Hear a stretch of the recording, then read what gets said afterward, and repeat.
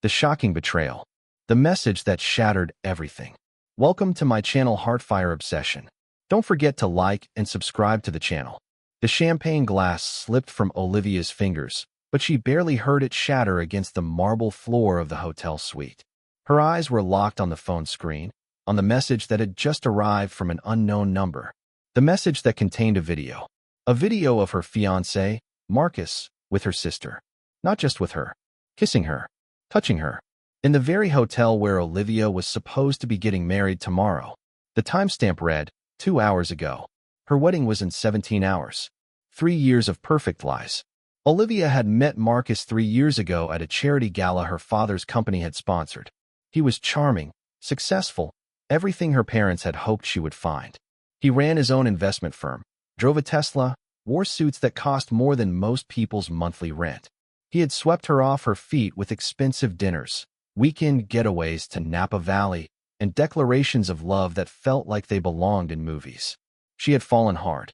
So hard that she hadn't noticed the little inconsistencies. The times he said he was working late, but came home smelling of perfume. The way he always tilted his phone away when texting. The nights he said he had business dinners, but returned without any business details to share. She had trusted him completely. More than that, she had trusted her sister. The sister she thought she knew.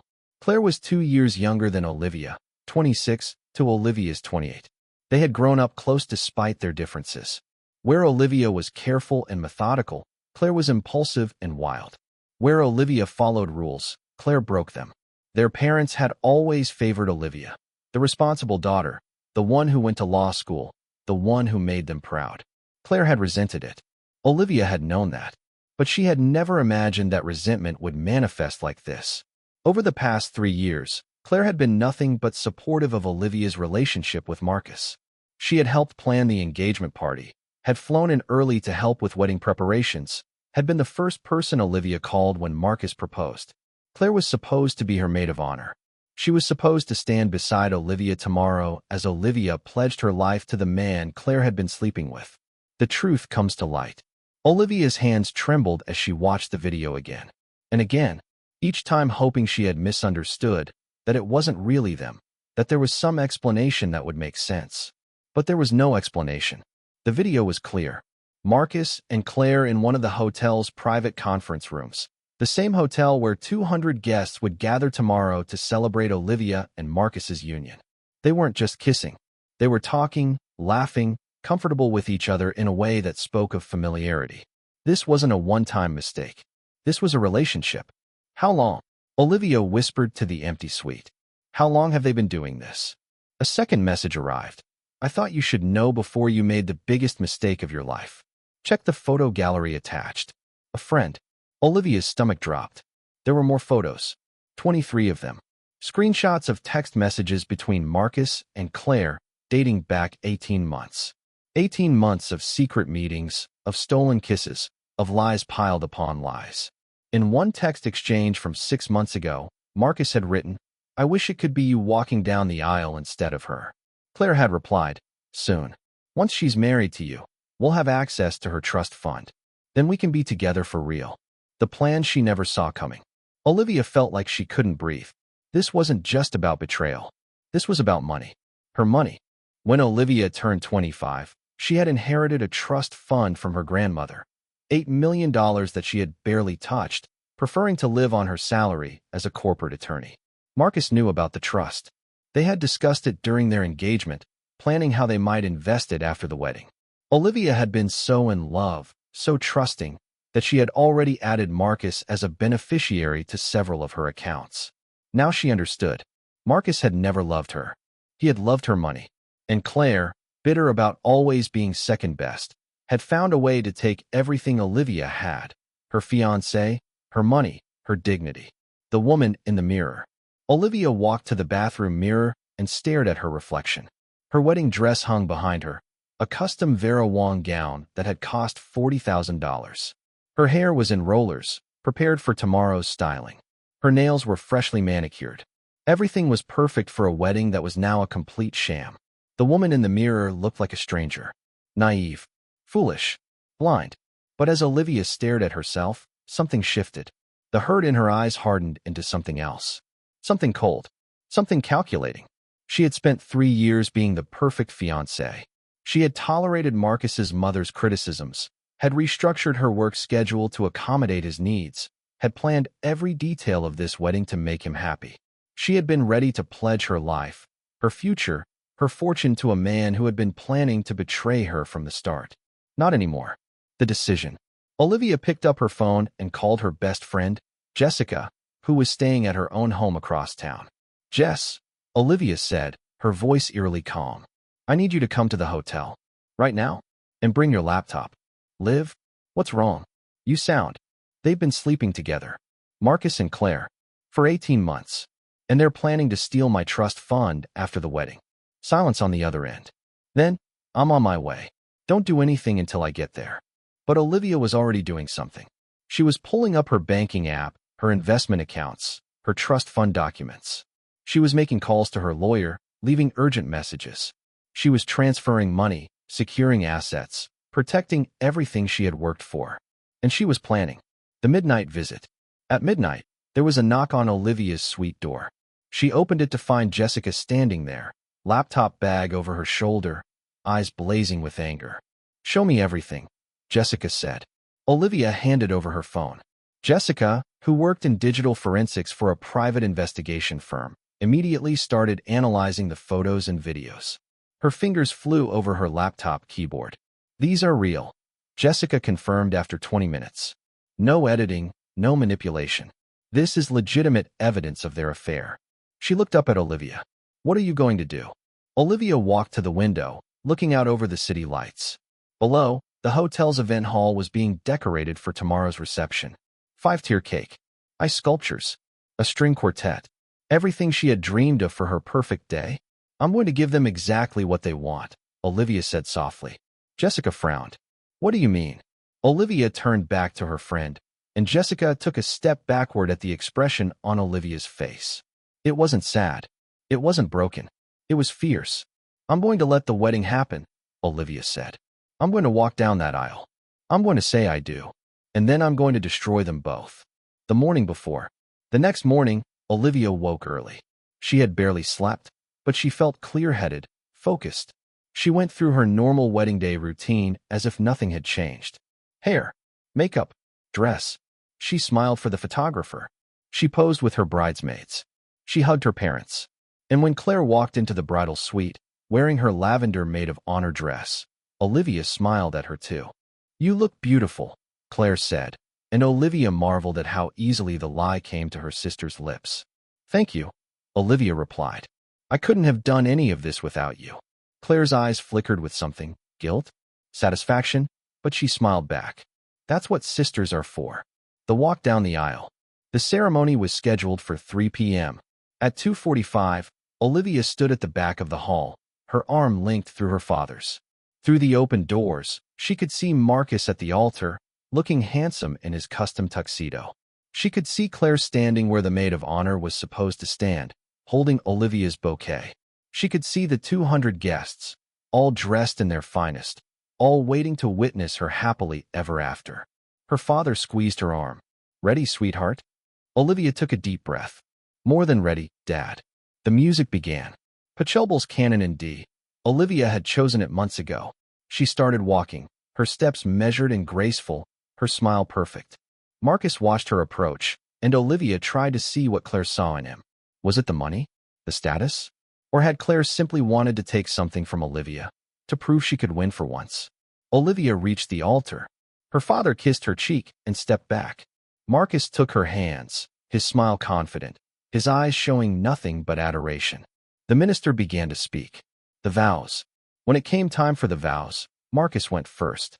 He spoke about love and partnership, about building a life together, about being there through good times and bad. His voice was smooth, practiced. Olivia wondered how many times he had rehearsed these lies. Then it was her turn. Olivia looked at Marcus, then at Claire, standing just behind her, bouquet in hand. Then back at Marcus. "I have something to say before I give my vows," Olivia announced. The minister blinked. That's not typically." "I know," Olivia interrupted gently. "But this is my wedding, and I have something important to share with everyone here." A murmur went through the crowd. Marcus frowned slightly. Liv? What are you? Olivia pulled her hands from his and reached into her bouquet. Hidden among the white roses was her phone. She pulled it out and handed it to the audiovisual technician they had hired to project photos during the reception. Could you please put this on the screen? She asked sweetly. The technician looked confused but did as asked. The large projection screens on either side of the altar flickered to life. And there, in high definition for all 200 guests to see, was the video of Marcus and Claire together. The silence before the storm. For 3 full seconds, there was absolute silence in the hall.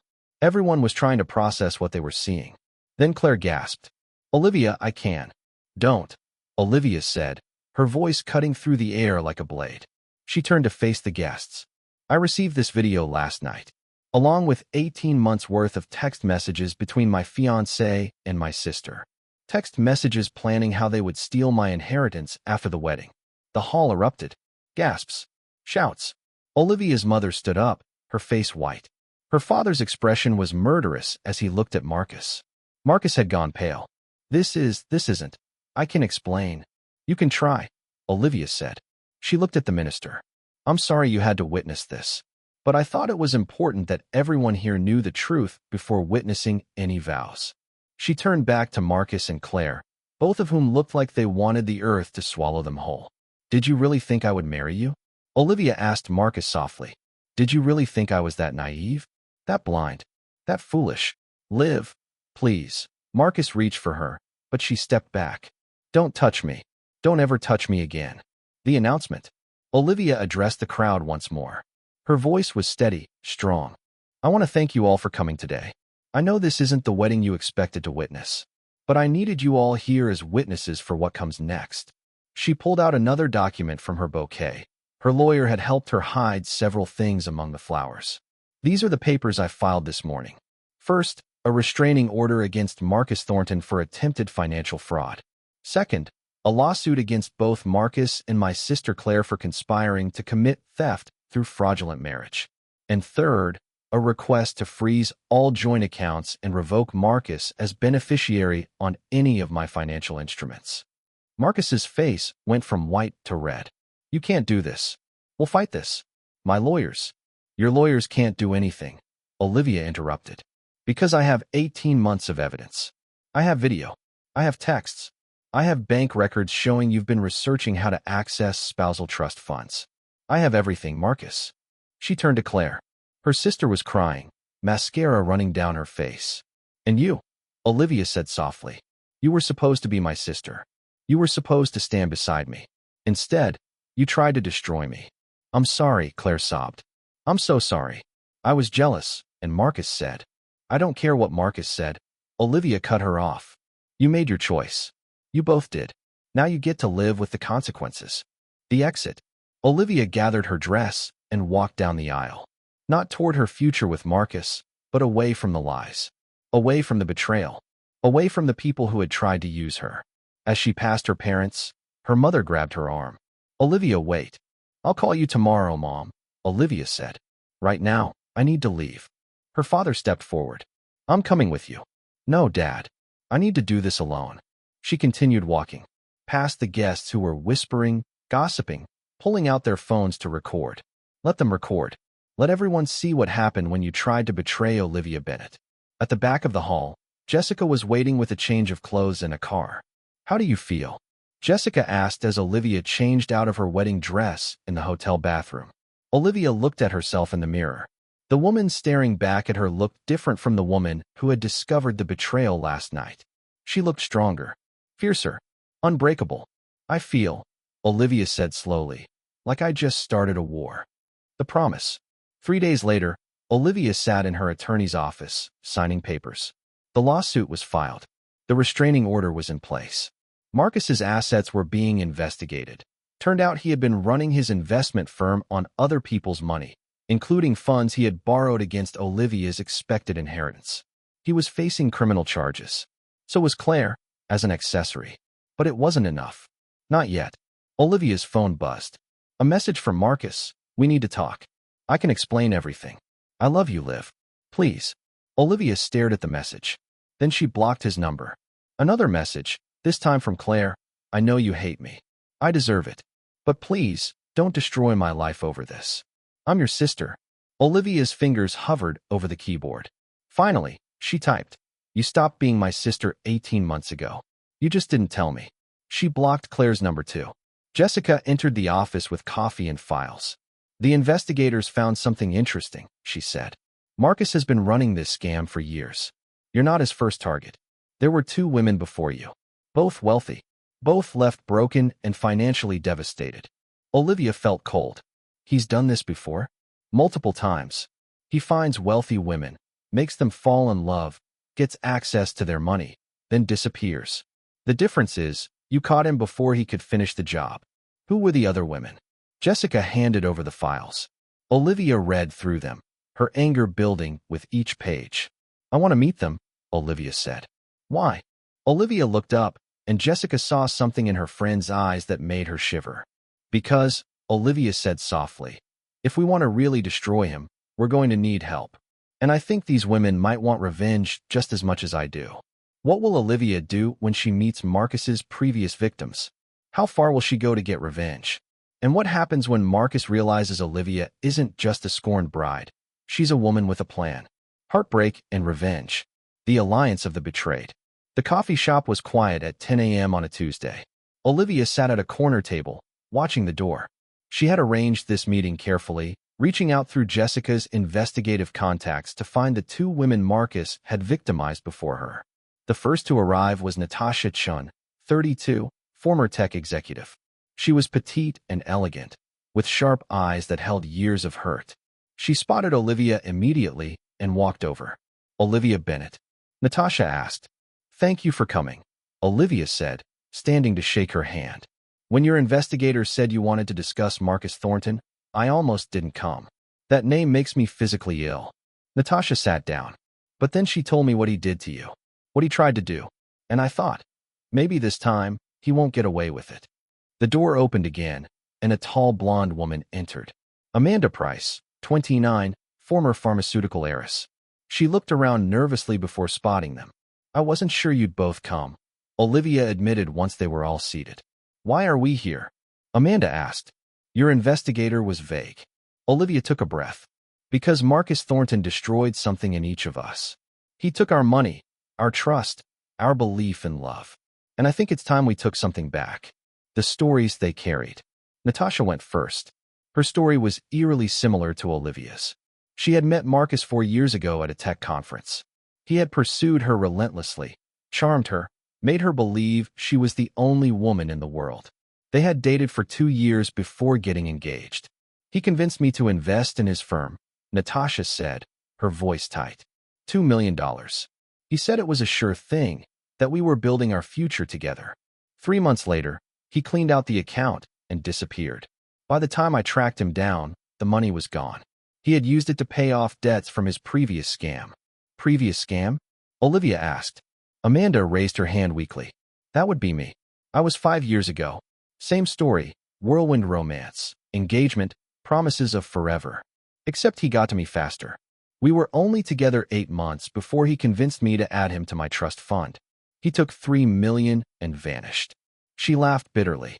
"My family cut me off after that. Said I was an embarrassment. I haven't spoken to them in 4 years. Olivia felt her anger crystallizing into something hard and focused. "He's been doing this for at least 5 years. Maybe longer. The police couldn't help us," Natasha said. "He's too smart. He makes it look consensual, romantic gifts, willing investments, shared accounts. By the time you realize what's happening, it's too late." "But this time is different," Olivia said. "This time, I stopped him before he got the money. And this time, he has an accomplice." She told them about Claire, about the 18 months of betrayal, about the plan to access her trust fund after the wedding. Amanda's eyes widened. "Your own sister? That's worse than what he did to us. That's why I need your help," Olivia said. "He can't keep getting away with this.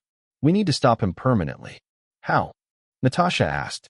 "The legal system has failed us at every turn." Olivia smiled, and it wasn't a nice smile. "Then we don't use the legal system. Not exclusively, anyway. We use something better.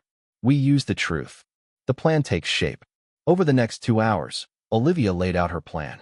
Jessica joined them halfway through, bringing documents and evidence she had compiled. First, we go public, Olivia explained. Not just about what he did to me, but about all of us. We create a website documenting his entire history. Photos, evidence, testimonies. We make sure that any woman who Googles his name finds out exactly what he is. He'll sue for defamation, Amanda warned. Let him try, Jessica interjected. Everything we post will be factual and documented. Truth is an absolute defense against defamation. Second, Olivia continued, we contact every business partner he has, every investor, every person who has money tied up with his firm. We let them know he's under investigation for fraud. We make it impossible for him to continue operating. Natasha leaned forward. I like where this is going. Third, and this is where it gets interesting, we create a nonprofit. An organization dedicated to helping women who've been victimized by romance scams. We use our stories to raise awareness. We provide resources, legal assistance, support groups. We turn our pain into something that helps others. Amanda's eyes filled with tears. You want to help other women avoid what happened to us. I want to make sure Marcus Thornton's name becomes synonymous with everything he is, a liar, a thief, a predator. And I want to make sure no other woman falls for his act. What about your sister? Natasha asked quietly. Olivia's expression hardened. Claire made her choice. She chose greed over family. Now she lives with that choice. The website launches. 2 weeks later, the website went live, www.therellmarcusthornton.com. It was comprehensive. Photos of Marcus with all 3 women. Documented evidence of his scams. Testimonies from each victim. Bank records, text messages, emails, everything that proved his pattern of behavior. Within 48 hours, it had 10,000 visitors. Within a week, it had been featured on 2 local news stations. Within 2 weeks, it had gone viral. Marcus's business partners started calling. His investors started withdrawing. His carefully constructed life began to crumble. And Olivia watched it all with cold satisfaction. The confrontation. Marcus showed up at Olivia's law office 3 weeks after the website launch. He bypassed security and barged into her corner office, his face red with fury. You're destroying my life, he shouted. Olivia looked up from her laptop calmly. I'm documenting the truth. There's a difference. This is defamation. Slander. My lawyers.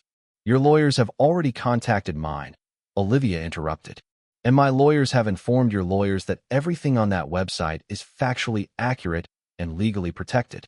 So unless you want to file a lawsuit that will require you to prove the information is false, which you can't, I suggest you leave. Marcus slammed his hands on her desk. I loved you. No, you didn't, Olivia said, standing. She was calm, collected, while he was falling apart. You love my money. You love the idea of access to my trust fund. You love the game.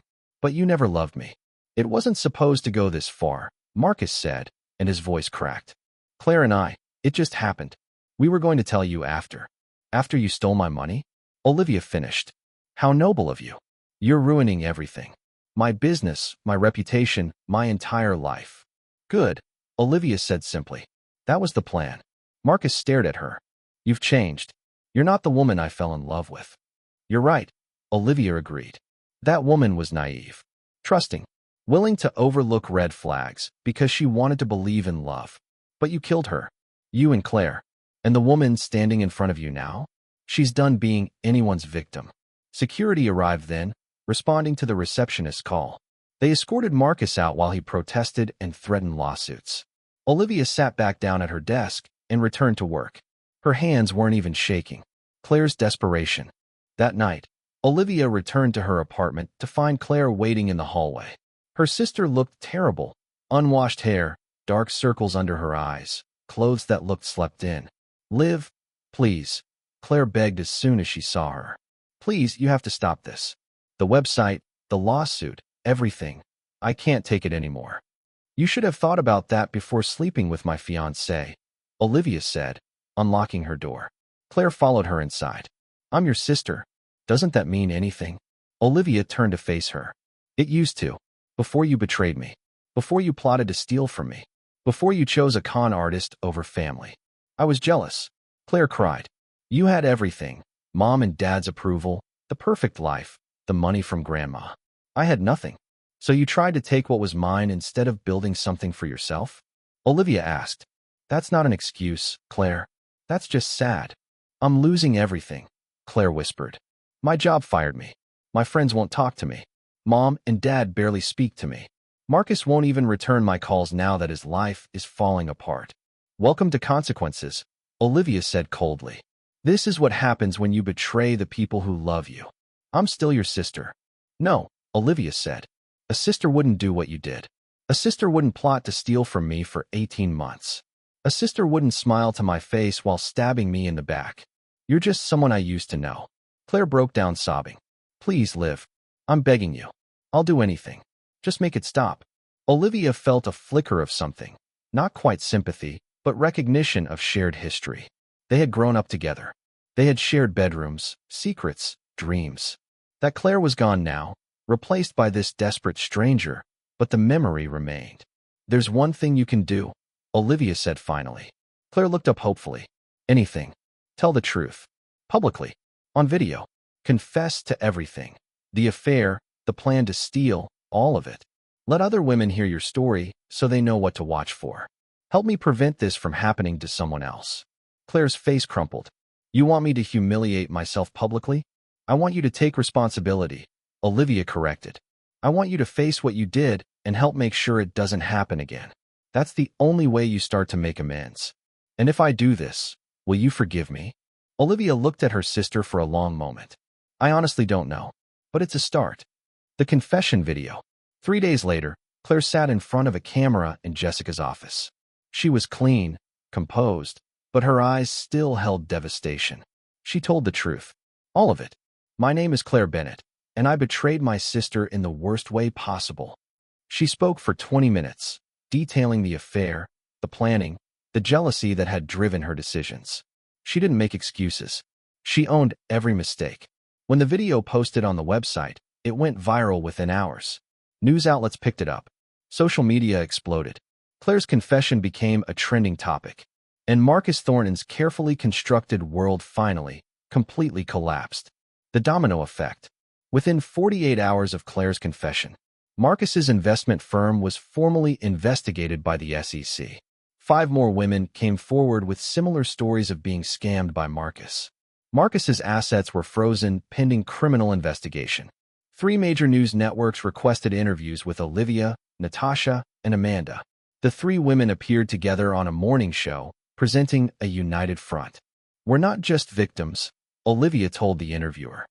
We're survivors, and we're turning our experience into something that helps others.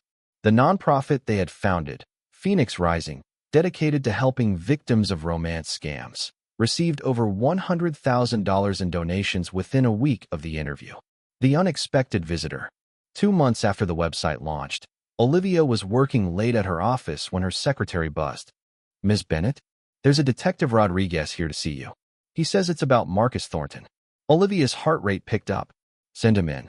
Detective Rodriguez was in his 50s, with tired eyes and a kind face. He sat across from Olivia with a folder in his hands.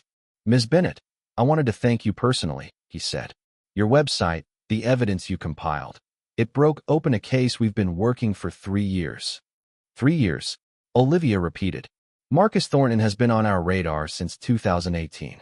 We knew he was running scams, but we could never get enough evidence to prosecute. His victims were too scared or ashamed to come forward. But your website, it changed everything. Women are talking now. We have testimonies, evidence, a clear pattern of behavior. Are you going to arrest him? Olivia asked. We already did. This morning. He's being charged with multiple counts of fraud, theft, conspiracy, and identity theft. He's looking at 15 to 20 years. Olivia felt something release in her chest. And Claire? My sister. She'll face charges as an accessory. But given her cooperation and confession, the DA is willing to consider a plea deal. Probably probation and community service if she continues to cooperate. After the detective left, Olivia sat in her office for a long time, processing. It was over. Marcus was going to prison. Claire was facing consequences. The women he had hurt were getting justice. But something still felt unfinished. The letter. That night, Olivia sat at her kitchen table and wrote a letter.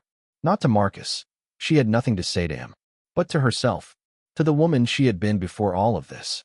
Dear past Olivia, I wish I could tell you to be more careful, to see the red flags, to protect yourself better. But I know you won't listen. You're too in love, too trusting, too hopeful. So instead, I'll tell you this. What's about to happen will break you, but it won't destroy you. You're stronger than you know, braver than you imagine, and the pain you're about to experience will transform you into someone extraordinary. You will survive this. More than that, you will thrive. Love, future Olivia. She folded the letter and placed it in her journal. Someday, maybe, she would share it with other women who were going through what she had survived. The gala. 3 months after Marcus's arrest, Phoenix Rising held its first fundraising gala. The ballroom was packed with supporters, donors, and survivors of romance scams from across the country. Olivia stood at the podium in a stunning red dress, not white, never white again, and addressed the crowd. 6 months ago, I was supposed to get married. Instead, I discovered that the man I loved and the sister I trusted had been plotting to betray me. That discovery destroyed the life I thought I had. But it gave me something more important, purpose. She gestured to Natasha and Amanda, who stood nearby. I found sisters in these women. Not sisters by blood, but sisters by shared experience and survival. Together, we've created something that will help countless women avoid what we went through. The crowd applauded. Olivia continued. Phoenix Rising has already helped 72 women escape potential romance scams. We've provided legal assistance, emotional support, and financial resources. We've turned our pain into power, and we're just getting started. As the gala continued, Olivia found a quiet moment on the balcony. Jessica joined her. How are you really doing? Jessica asked. Olivia considered the question. I'm okay. Better than okay. I'm free. No regrets. About exposing Marcus? No. About what happened with Claire. Olivia trailed off. That still hurts. But I'm learning that you can love someone and still hold them accountable. You can forgive and still maintain boundaries. Have you talked to her? Not yet. She's attending therapy as part of her plea deal. Maybe someday we'll talk. But right now, I need distance. The unexpected encounter. As they returned to the gala, Olivia spotted a familiar face across the room. Her parents. She hadn't invited them, wasn't sure she was ready to see them yet. Her mother approached first. Olivia, you look beautiful. Mom. Dad. Olivia nodded to both of them. We saw the interview. Her father said gruffly. What you're doing here, it's impressive. We're sorry, her mother added. For not seeing what was happening. For not protecting you from Marcus. From Claire. Olivia felt her throat tighten. Claire made her own choices. You're not responsible for that. But we made her feel like she had to compete with you, her mother said. We favored you. We put pressure on both of you that we shouldn't have. We're trying to do better. With both of you. How is she? Olivia asked H. The ultimate payback. The prison letter. 8 months after Marcus's sentencing, Olivia received a letter. The return address was a correctional facility upstate. She stared at it for 3 days before opening it. Dear Olivia, I know you probably don't want to hear from me. I know I have no right to contact you. But there are things I need to say, and I'm asking you to give me 5 minutes of your time to read this. I was wrong. About everything. I convinced myself that what I was doing wasn't really harmful, that wealthy people could afford to lose money, that I was just taking what should have been shared anyway. I told myself lies to justify the inexcusable. But the truth is, I hurt you. I hurt Natasha, Amanda, and so many others. I took something precious, your ability to trust, and I destroyed it for my own gain. I'm not asking for forgiveness. I don't deserve it. But I want you to know that watching what you've built with Phoenix Rising, seeing how you've turned your pain into purpose, it's shown me what real strength looks like. What real love looks like. You loved me genuinely, and I threw that away. That's a mistake I'll regret for the rest of my life. I hope you find happiness. Real happiness. With someone who deserves you. Marcus. Olivia read the letter twice. Then she did something unexpected. She wrote back. The response. Marcus, I received your letter.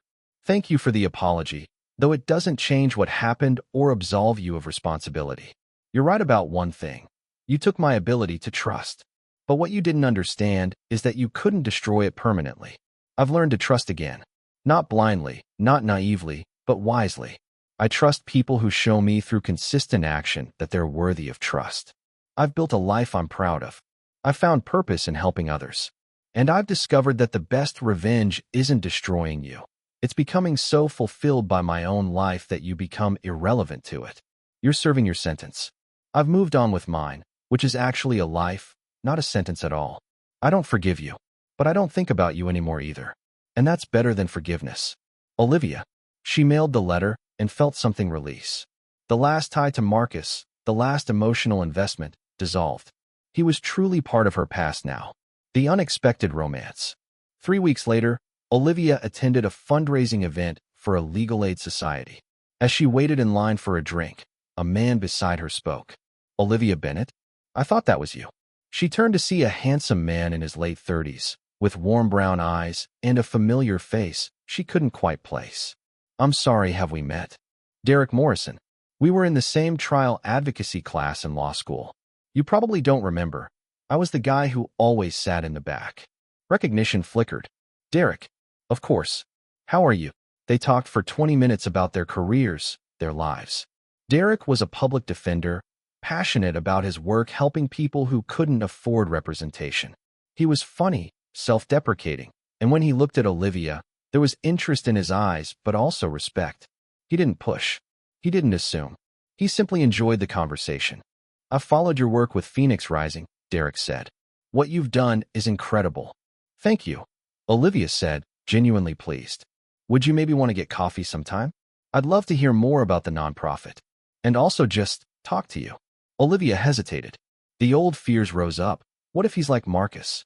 What if I can't trust my judgment? But then she looked at Derek's open, honest face and made a decision. I'd like that, she said. But I should tell you up front, I'm not looking for anything serious. I'm still rebuilding my ability to trust people romantically. That's fair, Derek said. Coffee is just coffee. No expectations. No pressure. Something about the way he said it, the lack of agenda, the genuine understanding, made Olivia smile. Then yes, coffee sounds nice. The first date. They met at a small cafe 3 days later. Olivia arrived early, nervous in a way she hadn't expected. This was her first date since Marcus, her first time putting herself out there again. Derek arrived exactly on time, carrying a book. I brought this just in case you changed your mind and didn't show up, he joked. Figured I'd need something to do. Olivia laughed, and just like that, the nervousness eased. They talked for 3 hours. About law, about their childhoods, about their dreams and failures, and the things that kept them awake at night. Derek told her about his divorce 5 years ago, about learning to be alone before learning to be with someone again. I rushed into marriage, he admitted. Thought I was supposed to check that box by 30. We were miserable within a year. The divorce was the best thing that happened to both of us. Do you regret it? Olivia asked. The marriage? Yes. The lesson? No. I learned that being with someone out of obligation or expectation is worse than being alone. Olivia found herself sharing her own story, not all of it, but enough. The wedding that wasn't. The betrayal. The rebuilding. Derek listened without judgment, without trying to fix anything, without offering platitudes. You're remarkable, he said finally. The fact that you're sitting here, willing to try again after what happened, that takes real courage. Or stupidity, Olivia said with a half smile. No, courage. Stupidity would be pretending it didn't hurt. Courage is acknowledging the hurt and choosing to hope anyway. The slow build. They saw each other again the following week. Then twice the next week. Always casual, coffee, lunch, a walk in the park. Derek never pushed for more, never suggested a dinner date, or anything that felt too intimate, too soon. Olivia appreciated his patience. More than that, she appreciated that he seemed to genuinely enjoy her company, not what she could provide him. One afternoon, as they walked through a museum, Olivia asked, "Why are you being so patient with me?"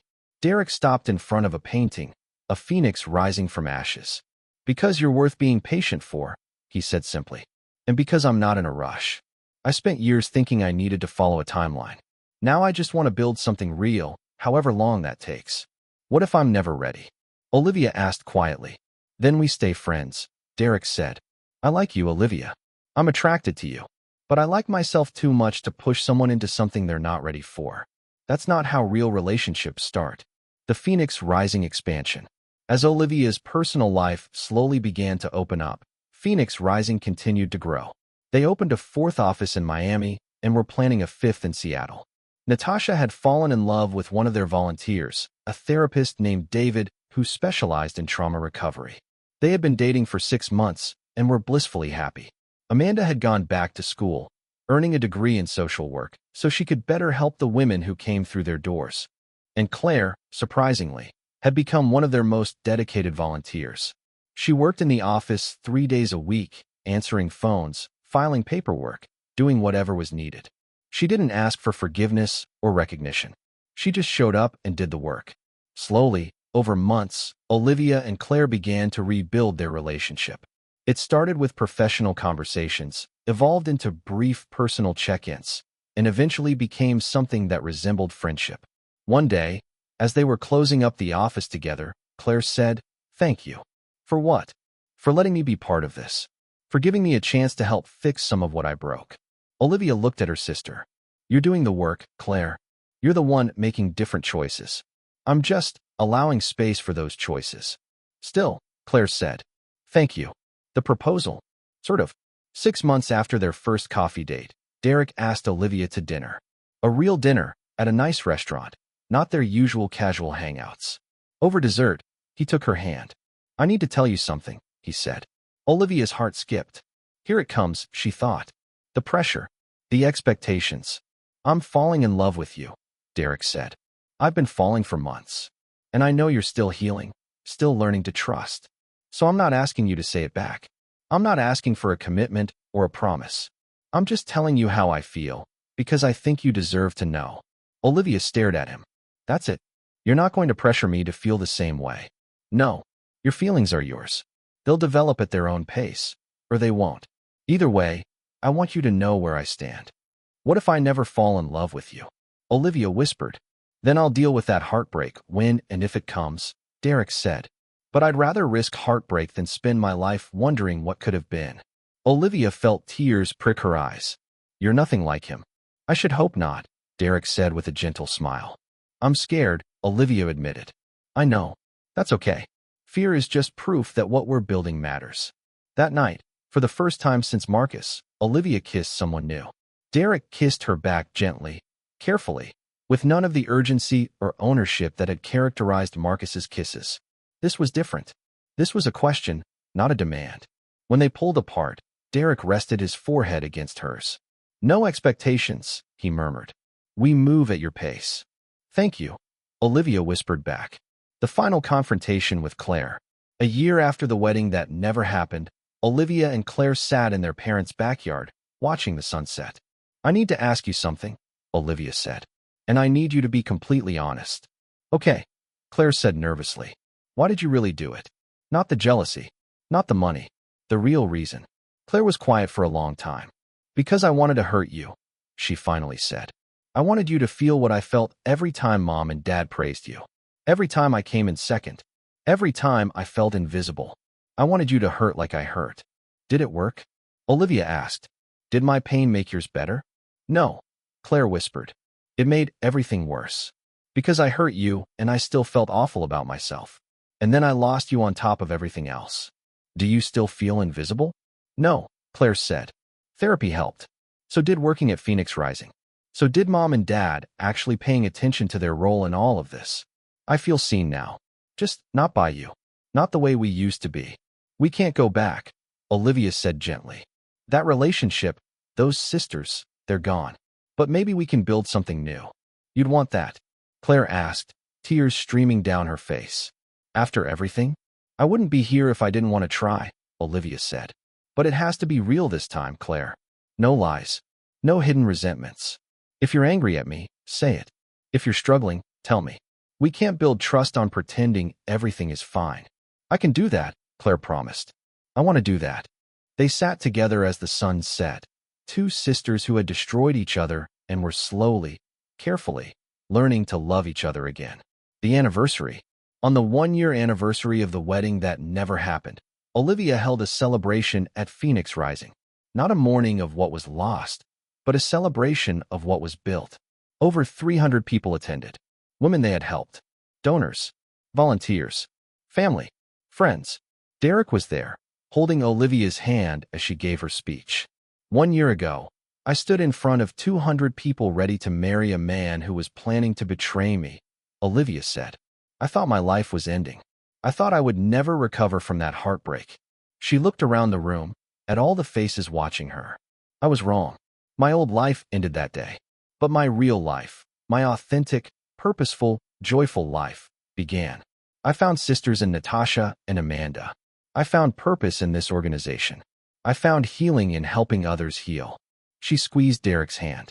And I found love again. Different love. Healthier love. Love that's built on respect and honesty and genuine partnership. She looked at Claire, standing near the back. I even found my way back to family, though it looks different than it did before. 1 year ago, someone tried to destroy me. Instead, they freed me. They showed me what I was capable of surviving, what I was capable of building, what I was capable of becoming. She raised her glass. So here's to betrayal. May it always lead to transformation. Here's to heartbreak. May it always teach us what we truly deserve. And here's to revenge. May it always look like living so well that the people who try to hurt you become irrelevant to your happiness. The room erupted in applause and cheers. The epilogue, 2 years later. Olivia stood in front of her bathroom mirror, looking at her reflection. She was getting ready for a date with Derek. They had been together for 1.5 years now, taking things slowly, building something solid. Her phone buzzed. A message from Natasha, board meeting tomorrow at 10. Also, David and I are engaged. Another message from Amanda. Did you see Natasha's news? We should celebrate this weekend. And one from Claire. Mom wants to know if you and Derek are coming to Sunday dinner. Also, I got promoted at work. Thank you for the reference. Olivia smiled at the messages. This was her life now. Full, rich, connected. The doorbell rang. Derek, right on time. She opened the door to find him holding flowers. Not roses, never roses. He had learned early that roses reminded her of her wedding, and he brought her sunflowers instead. Ready, he asked.